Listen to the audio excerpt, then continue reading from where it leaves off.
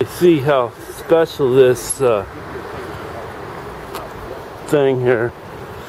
It says Jewel there. Let's see if we get it upside down. But for the regular Caterpillar little bucket dill, you can see them so perfectly. It's just a little arm. But this thing is completely articulated. And the cool thing about this thing here is this cab moves.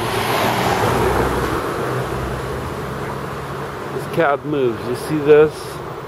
When you're doing your demolition over the top of your head. Duh, good idea. Not. That cab is all probably part of the whole project. Of course, Caterpillar had to make this rig, which doesn't look that, the body of it doesn't look that different, but this cab section here and the thing over the top, because when it's being used, it's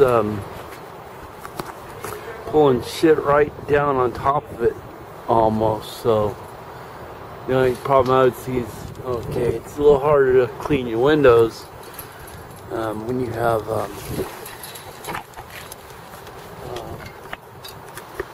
and it doesn't look that great from there that way, but look at that, those pretty thick grating there.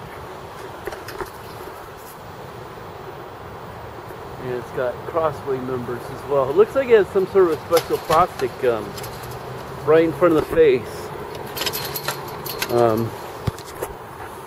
But a real specialized piece of equipment for a very specialized job, which is done virtually now, because you have to pull stuff down and not have it fall into the street. That is something that's hard to do.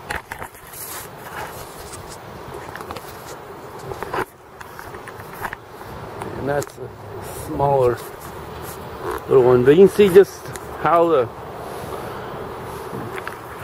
little shovel bucket, which has a little paw as well, and this thing, it's like weird to see this thing go, like the cab goes wah, wah, wah. Anyway, back to my morning bike.